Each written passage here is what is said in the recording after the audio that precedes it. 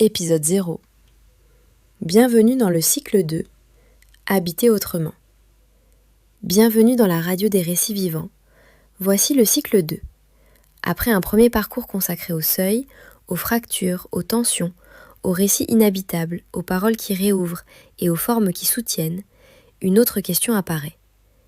Comment habiter autrement ?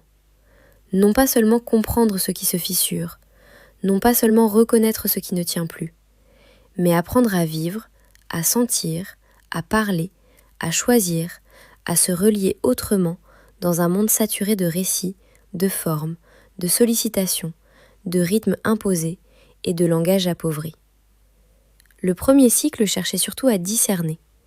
Celui-ci cherchera davantage à habiter.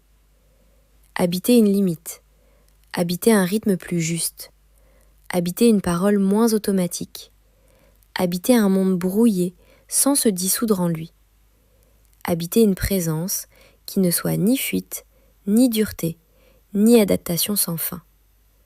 Car une fois qu'un récit s'est fissuré, une autre difficulté commence.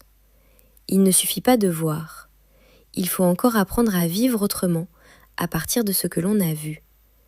Et cela n'a rien d'évident, car le monde contemporain pousse souvent à l'inverse. Il pousse à la dispersion, à la saturation, à la vitesse, à la réaction continue, à la parole immédiate, à la forme rapide, à l'exposition permanente, à la répétition de gestes qui occupent sans nourrir. Dans un tel monde, habiter autrement n'est pas un luxe, c'est presque une nécessité de discernement. Mais ce n'est pas non plus un idéal abstrait. Habiter autrement, ici, ne signifie pas vivre dans une bulle, ni se couper du réel, ni inventer une pureté introuvable. Cela signifie plutôt chercher des formes de présence un peu plus justes, des limites qui protègent vraiment, des rythmes moins déformants, des paroles moins pauvres, des gestes moins capturés, des fidélités moins épuisantes, et peut-être, au fond, une manière de ne pas laisser le monde décider entièrement à notre place de la forme de notre attention, de notre langage et de notre vie intérieure. Ce cycle 2 suivra donc cette ligne. Il parlera de dispersion, de limites, d'attachement, de rythme, de langage, de saturation, de fidélité à soi, d'œuvres qui réveillent encore et de paroles plus justes. Non pas pour proposer une méthode toute faite, mais pour ouvrir un espace de recherche, de réorientation et d'habitation plus lucide. Le mot « habiter » est important, parce qu'il ne désigne pas seulement le fait d'être là, il désigne la manière d'être là. On peut habiter une vie en s'y absentant.